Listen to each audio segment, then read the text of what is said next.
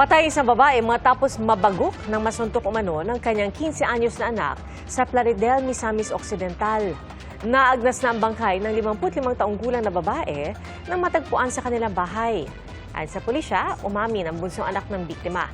Nagkaalitan umano ang dalawa na humantong sa panununtok ng suspect sa kanyang ina. Natumba umano ang biktima at bumugo ang ulo kaya itinago niya ang katawan at binalot sa plastic. Nasa kustudiya na ng Women and Children's Protection Desk ang menor de edad na isa sa ilalim sa drug test at psychological evaluation.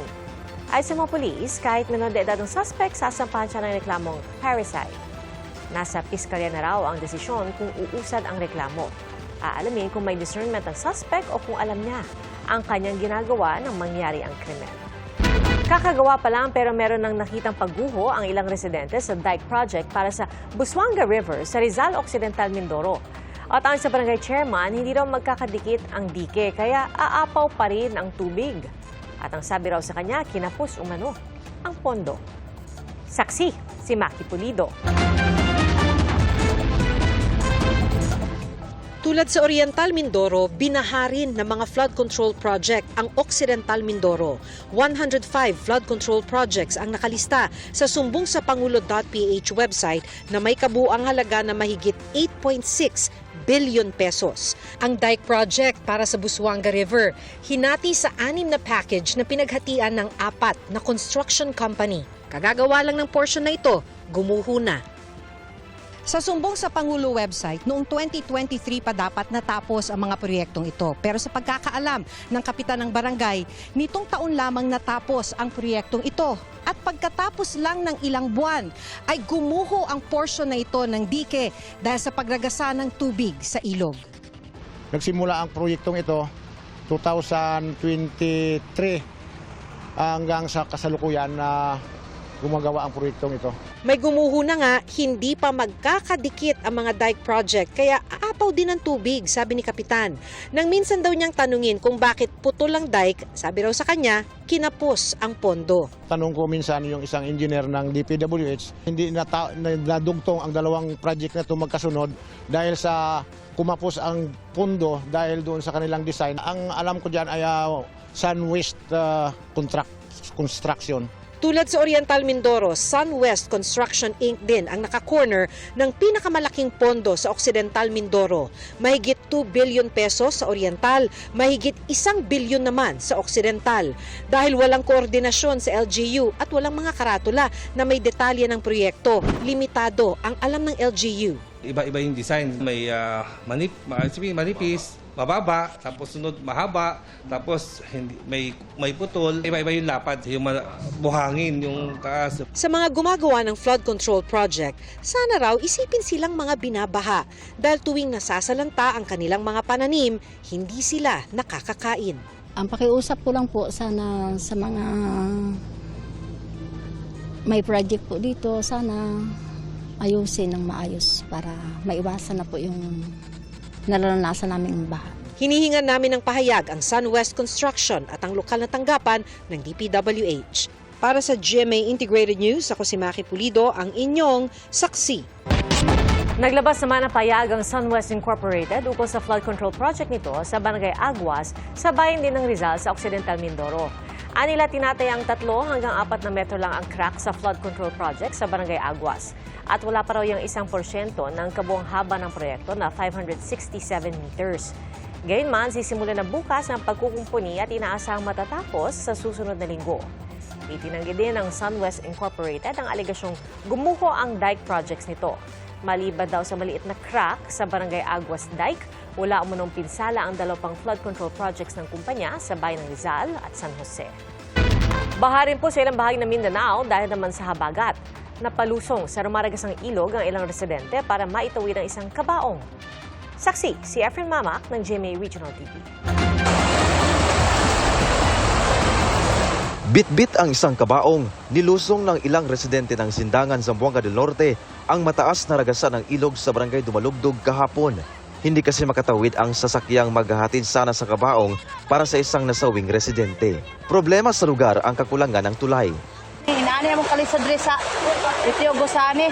Asa naman tao ng tulay. Isip teacher maluoy ko sa akong mga pupil kay night time na kanang dili sila ka square tungod sa baha. Night time nga basa kay sila maanhi sa school kay pagtabok nila sa suba na slide sila. Sinusubukan naming makuha ang pahayag ng lokal na pamahalaan kaugnay dito. Tabok mga ka-farmers.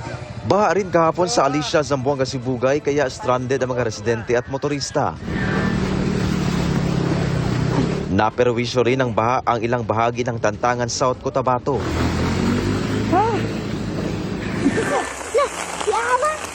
Sa Maguindanao del Norte, tinangay sa ilog ang isang pick-up truck sa Barangay Pura sa Datublasin, Suwat. Ayon sa tourism officer doon, sinubukan ng pick-up na tawirin ang ilog dahil mahina pa umano ang tubig.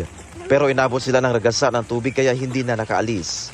Ligtas ang tatlong sakay ng pick-up matapos makatalon palabas. Dahil naman sa malalakas na alon, tumaob ang isang bangka sa dagat sa bayan ng Sapa-Sapa sa Tawi-Tawi kaninang umaga. Ayon sa Sapa-Sapa MDRRMO, pinasok ng tubig ang bangka matapos hampasin ng alon at masira ang unahan nito. Nailigtas naman ang 5 sakay ng bangka pero nagtamo ng sugat ang isa dahil sa pagi o stingray. Maulan din ang umaga sa ilang bahagi ng Pangasinan kanina. Kaya ang mga residente sa gilid ng Buwed River, particular sa Barangay Kayanga sa San Fabian, maagang nakaalerto. Ang tubig po doon, nung last na bumaha po, hanggang po dito sa amin. Tapos hindi ko lang po dito alam, hanggang dito po yung tubig.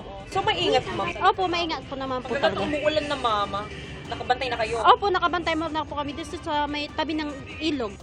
Itinaas ng Pangasinan PDRRMO kaninang alas 10 ng umaga ang red alert status sa lalawigan. Hudyat ito ng rekomendasyong preemptive evacuation, lalo na sa mga nakatira malapit sa mga river system. Nakamonitor din kanina ang Office of Civil Defense dahil sa masamang panahon. Ayon sa Pag-asa, habagat at localized thunderstorm ang nagpaulan kahapon sa Mindanao. Habagat din na sinabayan ng Bagyong Isang naman ang nakaaapekto sa malaking bahagi ng bansa ngayong araw. Para sa GMA Integrated News, ako si Efren Mamak ng GMA Regional TV, ang inyong saksi.